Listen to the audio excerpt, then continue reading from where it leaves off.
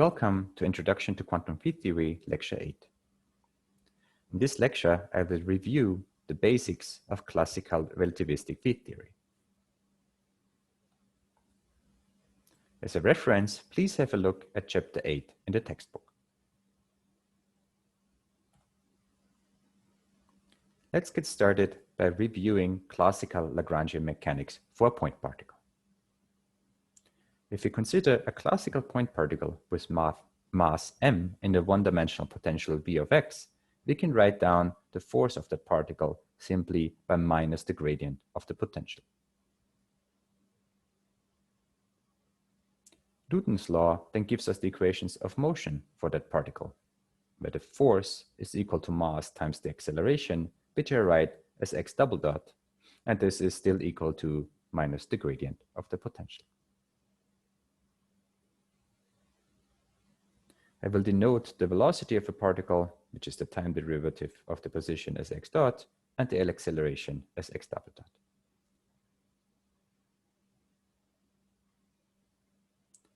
We are able to write down the Lagrangian for this system as kinetic energy minus potential energy, which for a classical point particle with mass m is just given as m over 2 times velocity squared, that's the kinetic energy, minus the potential energy is just the potential v of x. The action for the system is then given as the time integral over that Lagrangian L. And we can recall that it's possible to use the action formulation to recover the equations of motion by finding the extremal value, the minimum of the action S. Let's redo that calculation for convenience.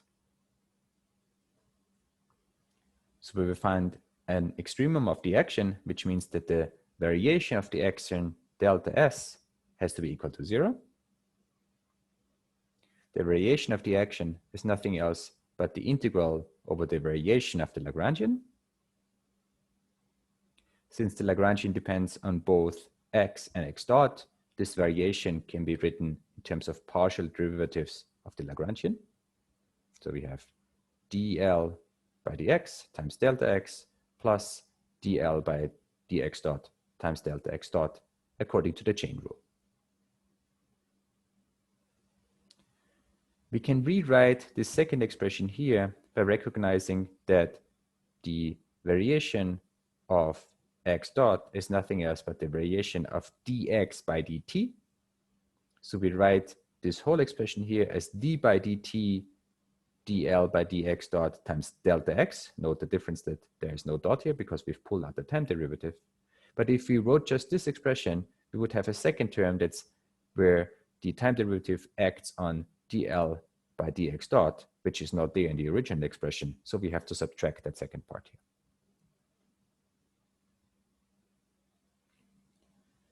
If we do that, then we can collect all the terms that have a delta x appearing. So we can use this first term here, it's delta x times dl by dx. And the second term here is minus d by dt dl by dx dot. Plus this term here, which is a total derivative. So if we have an integral over a total derivative, that is just a boundary term. In particular, if the integral goes from minus infinity to plus infinity and the Lagrangian is well behaved, this boundary term here is just 0. Now we have an equation where we have 0 on the one hand side equal to an integral over t of some expression. In principle, it's not possible to invert this to a condition of the integrand, except in the case where we are free to choose any function delta x, any variation for this variable here. If we can choose any variation, we can decompose delta x in a basis, and that means that each function multiplying this basis has to vanish identically, which is just a long way of saying that the integrand has to vanish, which is the expression in the bracket here. This then just leads to Lagrangian equations of motions, dl by dx minus d by dt dl by dx dot is equal to 0. If we plug in the Lagrangian that we had on the previous slide, we find that this is equal to minus dv by dx minus mx double dot, which are nothing else but the equations of motion for the particle that we started with. So indeed, the extrema of the action just gives us back the equations of motion for the classical particle.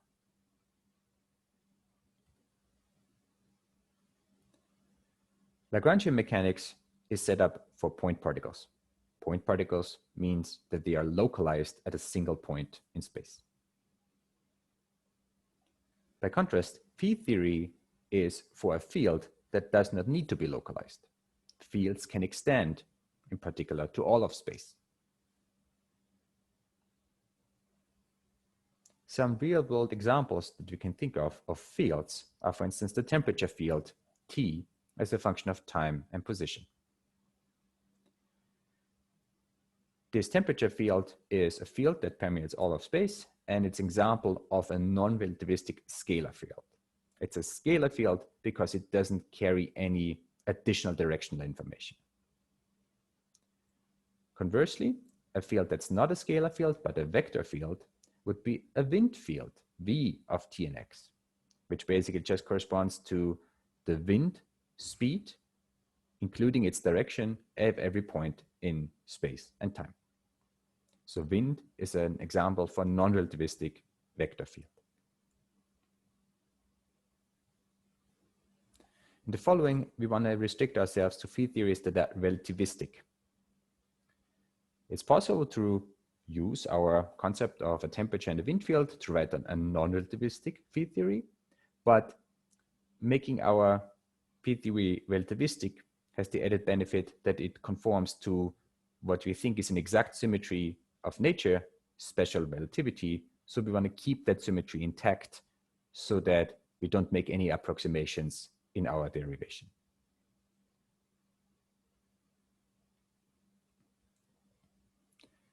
A relativistic field theory has the property that its classical action S is invariant under special relativity. That means that if I were to perform a symmetry transformation of special relativity, which is Lorentz transformations or translations, then the action better be unchanged under that symmetry transformation. I assume in this course that you're familiar with special relativity, as you should have seen it in a number of other courses, such as electromagnetism. If not, please review chapter 2 in the textbook and any other material that you might need in order to cover your basics for special relativity. Special relativity has the property that time and space can no longer be considered independent concepts. That immediately means that if I wanted to write down an expression for the action S is integral over time times something, that this is not a good starting point because time itself doesn't properly transform under Lorentz transformations.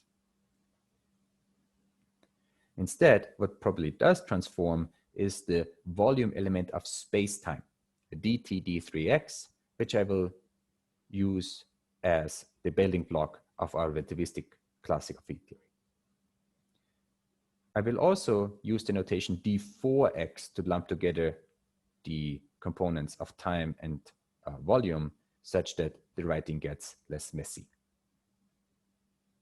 So basically, if we want to look for classical field theories that are a good starting point for special relativity, then essentially we want to have an action that's given as the space-time integral over some other object, which I call a calligraphic L, which now is not a Lagrangian, but it's more like a Lagrangian per volume, which then we call a Lagrangian density.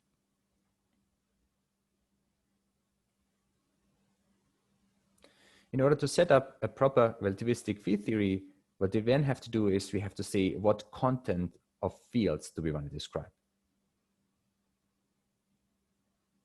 Basically, this means we have to say, are the fields we want to describe scalar fields, such as a temperature field, or vector fields like wind, or maybe even tensor fields, maybe something more strange, such as spinor fields.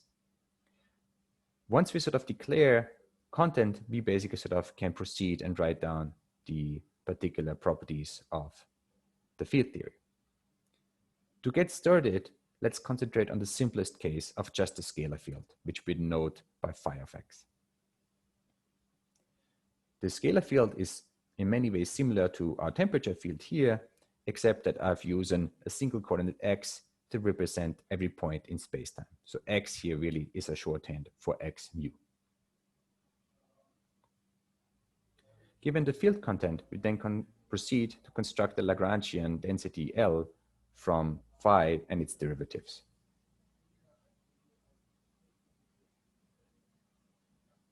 At this point, the only rule is that the Lagrangian must be a scalar under special relativity transformations.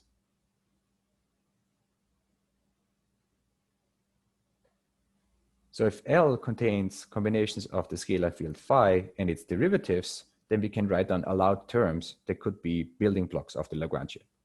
So for instance, we can write phi squared, we could write logarithm of phi, we could write exponential of minus phi, we could write d phi, d mu phi, d mu phi, or we could write d mu, d nu, d rho, d mu, d nu, d rho phi.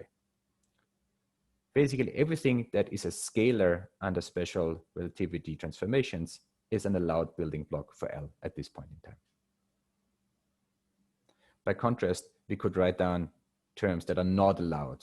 So we cannot have a Lagrangian that depends just on the derivative of phi, because this thing does not transform as a scalar under special relativity transformations, nor does an object like this. Out of all of the allowed building blocks that we have, we can write down an immense number of field theories. To somehow boil down the space of field theories that are allowed, we will limit ourselves to field theories that are second-order derivatives, such as d mu phi, and an interaction term b of phi, which at this point can be arbitrary. It is possible to consider theories that have, in particular, higher order gradients. So for instance, d mu phi to d mu phi, d mu phi, d mu phi. But these theories are much less studied, so we will sort of not start looking at these theories at the Introduction to Quantum Field Theory course. Now, if we sort of limit ourselves to Lagrangians of this form, the classical action that we get is simply given as the spacetime integral of 1/2 d mu phi plus the velocity, the potential. Note also that the effect of 1/2 here is pure convention. We could change it, but it's convenient to have 1/2 here, as we'll see in a moment. If we again demand stationarity of the action with respect to variations, we will find the equations of motion. By looking at the variation of the action, we find the Lagrangian equation of motion, which for a scalar field then turn out to be of this form here. So we have dl by d phi minus d mu, instead d by dt, of dl by d mu phi. Those are the equations of motion for the field theory. And if we plug in this particular Lagrangian here, we find that the classical equations of motion are given by the gradient of the potential minus d mu phi, d mu phi. Note that sometimes I will denote the operator d mu phi by this box here, which is sometimes called quabla, which is a wordplay on the nabla operator, which is di, and is sometimes used in the high energy physics vocabulary.